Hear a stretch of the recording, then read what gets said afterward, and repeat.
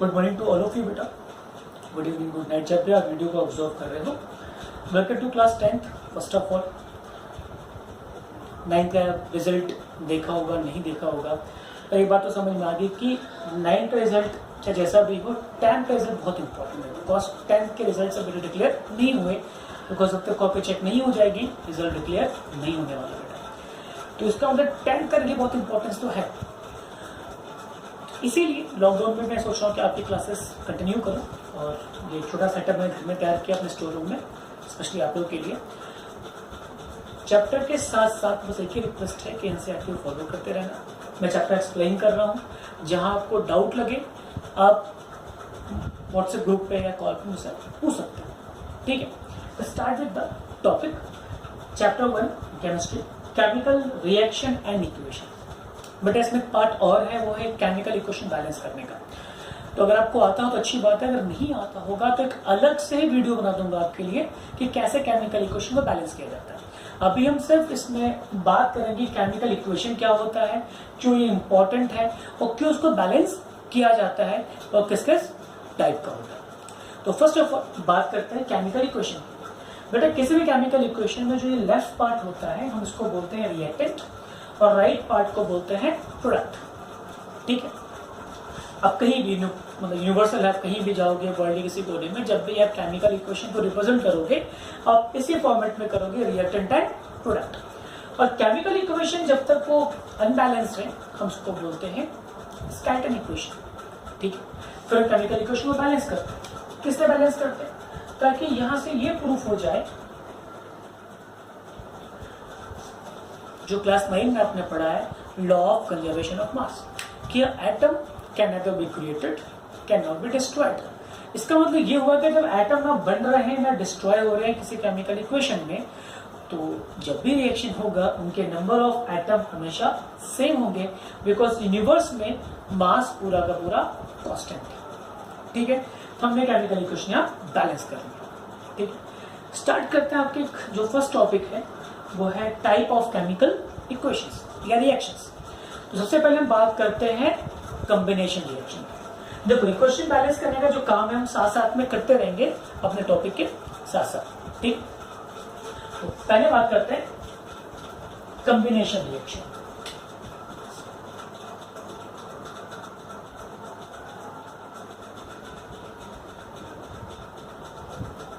देखो मैंने अभी आपको बताया कि किसी भी केमिकल इक्वेशन में लेफ्ट पार्ट जो होता है वो होता है रिएक्टेंट और राइट साइड में होता है प्रोडक्ट। तो जब किसी केमिकल इक्वेशन में, जब किसी chemical reaction when one and more reactant combine to form a one product is called combination reaction. मैं रिपीट कर रहा हूं, a chemical reaction in which one and more than one reactant combine to form a product is called combination reaction.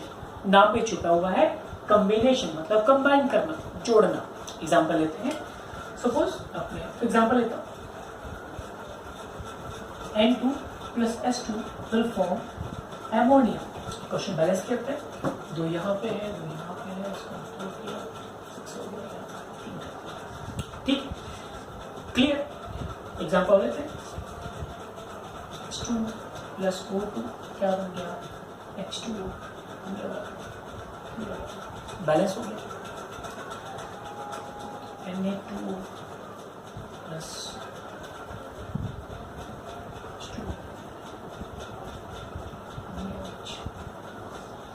Clear. ये हो गया combination reaction. ये इतना important नहीं है, कभी एक आध क्वेश्चन पूछ लेता है बोर्ड के लिए। इसके बाद आता है बेटा डीकम्पोजिशन रिएक्शन। ये एग्जाम पॉइंट ऑफ व्यू से सुपर इंपॉर्टेंट है। क्या? डीकम्बिनेशन रिएक्शन।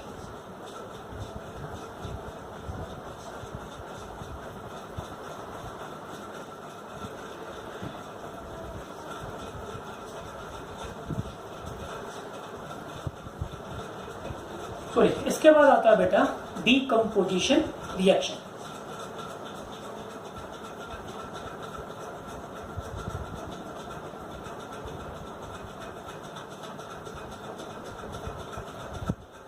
Decomposition reaction. ये ठीक अपोजिट होता है कॉम्बिनेशन रिएक्शन। इसमें क्या होता है, जैसा कि नाम में लिखा हुआ है डिकम्पोजिशन, मतलब कुछ डिकम्पोज हो रहा है, टूट रहा है, ठीक है।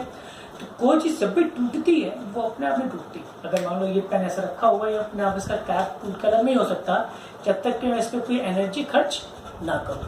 तो डिकम्पोजिशन रिएक्शन तभी होगा जब इसमें कोई एक एनर्जी इन्वॉल्व होगी। वो एनर्जी कुछ भी हो सकती है, आप उसमें हीट दे रहे हो, ठीक, हो सकता है कि लाइट से हो रही हो सकता है कि वो इलेक्ट्रिसिटी से हो रही हो, ठीक है बेटा।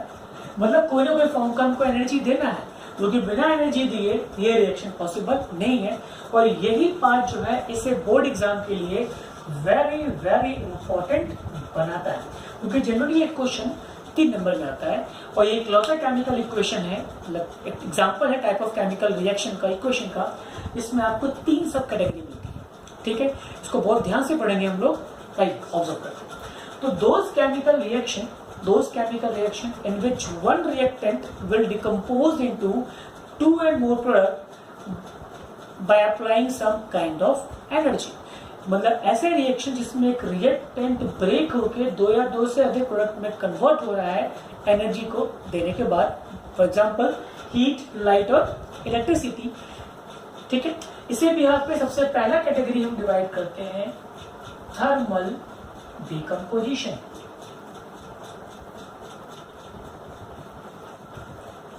थर्मल डिकम्पोजिशन, बेटा थर्मल वर्ड मतलब होता है हीट, आपने पढ़ा होगा, थर्मोमीटर हीट नापने काम आता है, टेम्परेचर, थर्मस बोतल जो आपका हीट मेंटेन करता है। तो थर्मल मतलब हीट, तो थर्मल डिकम्पोजिशन मतलब वो डिकम्पोजिशन जहां पे आप सिंपली हीट कर रहे हो, ठीक है, उसे कहते हैं thermal decomposition. For example, suppose करो आपने कैल्शियम कार्बोनेट लिया, इसको हीट किया। बेटा ये जो चीज है कैल्शियम कार्बोनेट में आपको 9 पे हटा चुका हूँ, रेडिकल्स और आयंस, फिर डाउट होगा, फिर पूछना, बिकॉज 10th में इसका बहुत रोल है कंपाउंड बनाने का और इनको समझने का, ठीक है। डेल्टा मतलब सिंबल ऑफ हीट, डिकम्पोज कर रहे हो, क्या बन रहा है, calcium oxide plus carbon dioxide. Well, तो कुछ जनरल फॉर्मूलेज आपको याद करने पड़ेंगे, जैसे calcium oxide is called quicklime, calcium carbonate is called limestone, calcium hydroxide, ध्यान देना, कैल्शियम हाइड्रोक्साइड, इसकी 2 कैटेगरी से मिलता है। अगर ये आपको किसी इक्वेशन में मिल रहा है लिक्विड फॉर्म में, लिक्विड, तो आप इसे बोलोगे लाइम वाटर, और अगर ये लिखा है सॉलिड फॉर्म में तो आप इसे बोलोगे स्लैग लाइम। वीडियो पॉज करके लिख लीजिएगा, मैं फिर रिपीट कर रहा हूं, calcium hydroxide is a common formula for lime water as well as slag lime. पर हम कैसे पहचानेंगे, अगर लिक्विड है तो लाइम वाटर, सॉलिड है तो slag lime, LLSS, S for solid, S for slag lime, L for liquid, L for lime water, ठीक है। तो अब वापस टॉपिक पे आते हैं। तो अब कैसे कंफर्म होगा कि ये गैस कार्बन डाइऑक्साइड गैस है, उसके लिए हम करते हैं लाइम वाटर टेस्ट, और ये एक्टिविटी आपके एनसीईआरटी बुक में भी है, ठीक है। क्या होगा, जैसे ही आप एक लाइम वाटर से कार्बन डाइऑक्साइड को पास कराओगे, ये कन्वर्ट हो जाएगा कैल्शियम कार्बोनेट और वाटर, और कैल्शियम कार्बोनेट एक व्हाइट प्रेसिपिटेट की तरह फॉर्म होके नीचे सेटल हो जाएगा, व्हाइट कलर का एक मिल्की अपीयरेंस हो जाएगा टेस्ट ट्यूब के अंदर। इसको हम बोलते हैं प्रेसिपिटेशन रिएक्शन, आगे डिस्कस करेंगे उसके बारे में।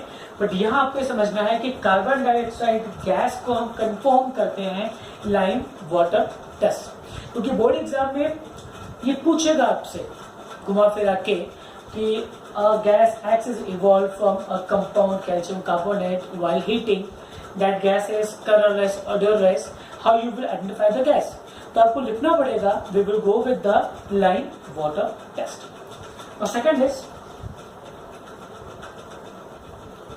lead nitrate, इसको भी डिकम्पोज किया, क्या बनेगा, लेड ऑक्साइड और नाइट्रोजन डाइऑक्साइड। इसे कैसे कंफर्म करेंगे बेटा, नाइट्रोजन डाइऑक्साइड गैस का सबसे यूनिक फीचर ये है कि ये ब्राउन कलर का फ्यूम फॉर्म होता है।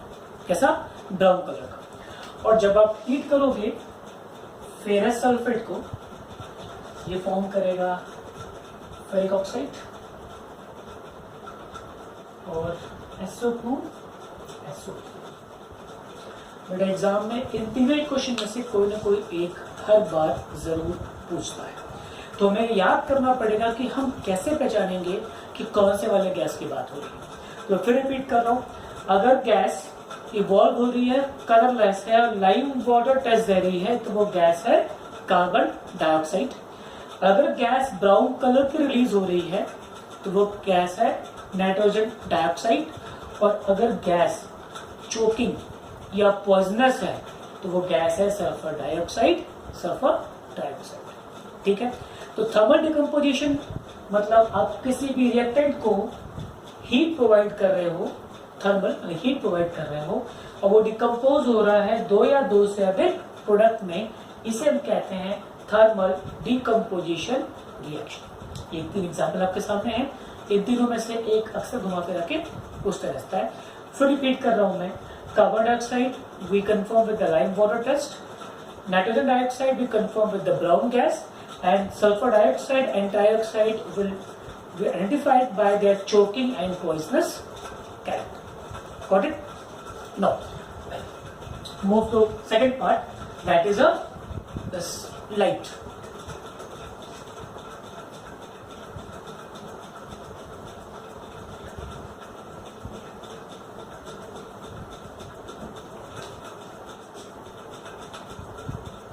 Photochemical reactions.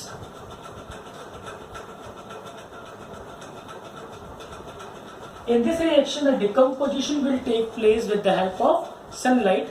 The very common example of this reaction is reaction of silver chloride. See, silver is very less reactive element. ये reactivity screen पे सबसे टॉप बॉटम पे मिलता है। बिल्कुल बॉटम पे इसके नीचे प्लेटिनम है, गोल्ड है, ठीक है, बट नीचे है ये काफी लो रिएक्टिव में आते हैं। नोबल मेटल्स में इनको काउंट किया जाता है। इतने लेस एक्टिव होते हैं कि सिंपल सनलाइट से ये डिकम्पोज हो जाते हैं, ये टूट जाते हैं। ठीक है, ये आपके एनसीईआरटी का एक एक्टिविटी का बेस क्वेश्चन है कि changing colour of silver chloride. तो सिल्वर क्लोराइड का कलर बेटा हमेशा व्हाइट होता है, ठीक है, पर जब वो डिकम्पोज होता है तो कलर इसका ग्रे हो जाता है। तो जब भी किसी भी पजल टाइप क्वेश्चन में ये पूछे कि कोई व्हाइट कलर का कंपाउंड सनलाइट के प्रेजेंस में ग्रे में कन्वर्ट हो रहा है तो बेटा समझ जाना कि सिल्वर का डिकम्पोजिशन हो रहा है, बिकॉज सिल्वर मेटल का जो नेचुरल कलर है वो ग्रे है। हमें जो व्हाइट कलर मिलता है वो कुछ इम्प्योरिटीज को ऐड करने के बाद मिलता है।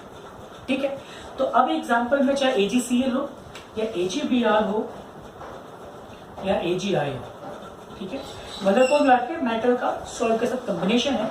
ये जब भी ब्रेक होंगे ये मेटल प्लस गैस में कन्वर्ट होंगे। आपके मन में एक बात आ रही होगी कि Cl2 है, Br2 है, यानी क्लोरीन है, ब्रोमीन है, आयोडीन गैस है, इनमें H2 लग रहा है, तो मेटल में क्यों यूज नहीं होता? बेटा आपको बता दूं मैं कि मेटल जो होते हैं वो इंडिपेंडेंट रहते हैं, ये मेटालिक बॉन्ड होता है, इसलिए हम समझाएंगे आपका आगे जाके कि बॉन्डिंग पढ़ेंगे हम तब। बट अभी इतना ध्यान दो कि गैस को रिप्रेजेंट करते हैं इन गैसियस फॉर्म में, डायटोमिक फॉर्म में, तो मेटल्स हमेशा सिंगल मोनोटॉमिक होते हैं। क्लियर? ठीक है ना? चलो आगे बढ़ो। हाँ, इसको याद कैसे करेंगे बेटा? ये क्या है? चांदी है और सनलाइट मतलब सूरज। सूरज आता है तो चांद गायब, वैसे सूरज आएगा तो चांदी भी डिसोशिएट हो जाएगी। ठीक है, आप इसको ऐसे कोरिलेट कर सकते हो। Now move to the electrochemical reaction.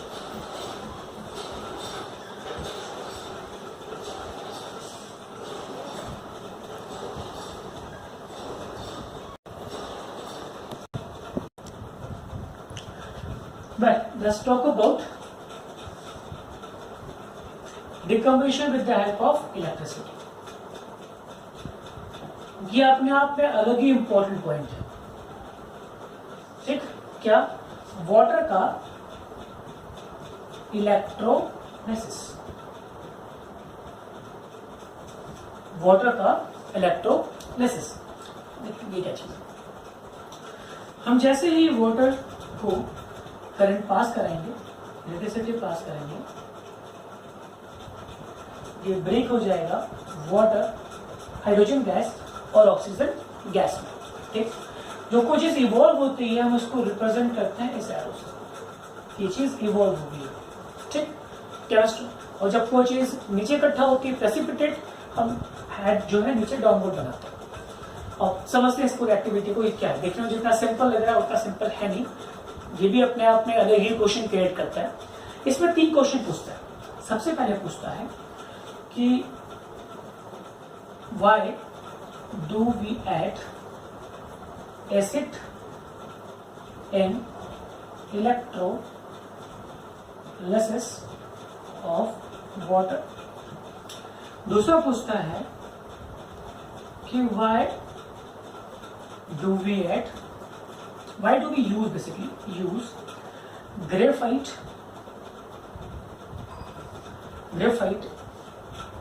और platinum rod as a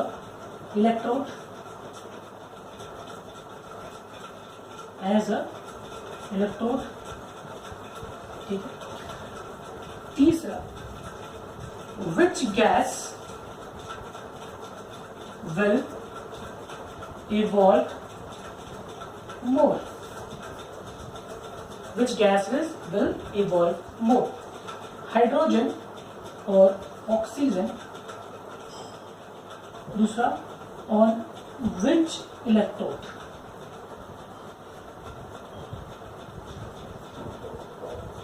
I hope आपको इलेक्ट्रोड पता होंगे। ठीक, इलेक्ट्रोड्स क्या होते हैं? 2 टर्मिनल होते हैं, जैसे आपकी बैटरी है, ऊपर प्लस नीचे माइनस, तो 2 इलेक्ट्रोड हो गए, एक एनोड और एक कैथोड। ठीक है, ये क्वेश्चन आप नोट कर लो पॉज करके, फिर आगे बढ़ते हैं।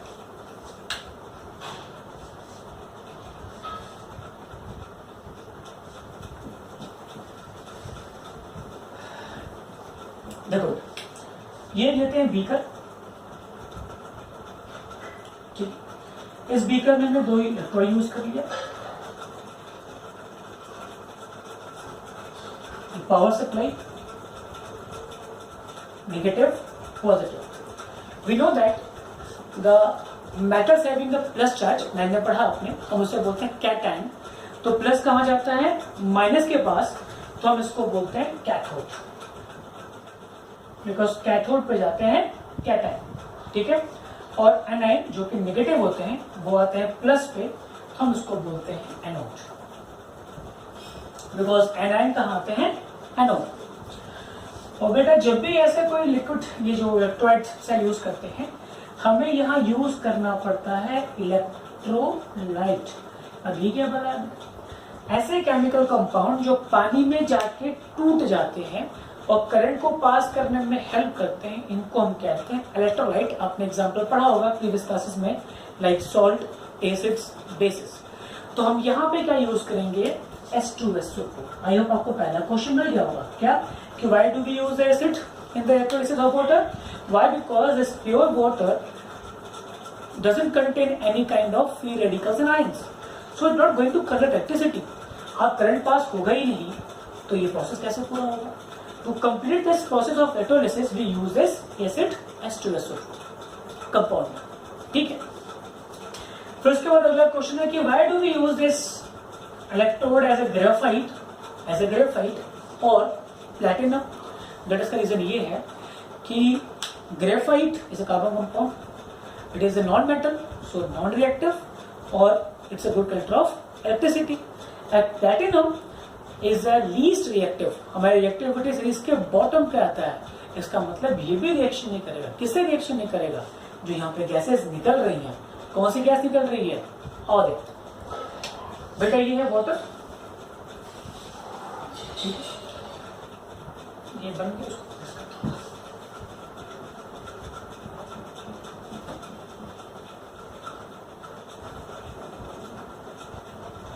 देखो बेटा, वाटर जब ब्रेक होता है तो ये बनता है H+OH-। ठीक, ये हाइड्रोक्साइड आयन है, आपने पढ़ा है। रेडिकल्स में क्लास 9 में। आप खुद देख कर समझ सकते हो कि ये प्लस चार्ज है तो कहाँ जाएगा, कैथोड पे जाएगा। तो लिखो आप एट कैथोड। क्या हो रहा है, H प्लस। किसी भी प्लस चार्ज कब आता है बेटा, जब वो अपने इलेक्ट्रॉन किसी को दे चुका हो, ठीक है। तो कहाँ पे इलेक्ट्रॉन कम हो गया, प्रोटॉन ज्यादा हो गया, इसको प्लस चार्ज आ जाता है। तो जो इलेक्ट्रॉन चला गया है वो इलेक्ट्रॉन इसको वापस करेंगे और ये बन जाएगा H। ये कुछ समझ नहीं है, बिकॉज अभी हमने डिस्कस किया कोई भी गैस सिंगल एटॉमिक फॉर्म में नहीं होता है। हम यहाँ पे 2 लिखेंगे, ये बन जाएगा H2 गैस, ठीक है। तो move to anode, at anode. देखो एनोड पे क्या जाएगा, एनायन जाएगा। एनायन क्या है बेटा, OH नेगेटिव। OH नेगेटिव क्यों बना, बिकॉज उसके पास इलेक्ट्रॉन ज्यादा है, तो हम इसमें से इलेक्ट्रॉन को निकाल लेंगे और ये क्या बन जाएगा, OH। ये कोई कंपाउंड नहीं होता, एकदम अनस्टेबल। तो अभी क्या हो सकता है, यहाँ पे क्या होगा, ये 4 OH, ध्यान देना, 4 OH और OH आपस में कंबाइन करेंगे तो क्या बन रहा है, H2O, मतलब ये H2O और O2 बनाएंगे। तो कुल मिला के यहाँ जो हमको OH दिख रहा है, ये OH नहीं बनेगा, ये H2O और O2 बनेगा। तो आपको साफ साफ दिख रहा है कैथोड पे कौन सी गैस निकल रही है, हाइड्रोजन गैस। एनोड पे कौन सी गैस निकल रही है, O2 गैस। आपका ये 2 क्वेश्चन भी सॉल्व हो गया। अब लास्ट क्वेश्चन था कि कौन से गैस ज्यादा निकलेगी और क्यों निकलेगी। तो बेटा वो तो हमारे केमिकल इक्वेशन में ही प्रूव हो गया था कि जब वाटर को ब्रेक कर रहे थे तो 2H2 प्लस O2 बन रहा था। The 2 volume of water will give us 2 volume of hydrogen and 1 volume of oxygen। मतलब हाइड्रोजन गैस ज्यादा प्रोड्यूस हो रही है आपके वाटर के ब्रेक होने में, बिकॉज एक वाटर मॉलिक्यूल में 2 मोल हाइड्रोजन होते हैं और 1 मोल ऑक्सीजन होता है। ये इलेक्ट्रिसिटी ऑफ वाटर अपने आप में ही अकेले बहुत ही इंपॉर्टेंट पार्ट है, ठीक है। अब अगले वीडियो में हम डिस्कस करेंगे displacement reaction, double displacement reaction, ठीक है। All the best.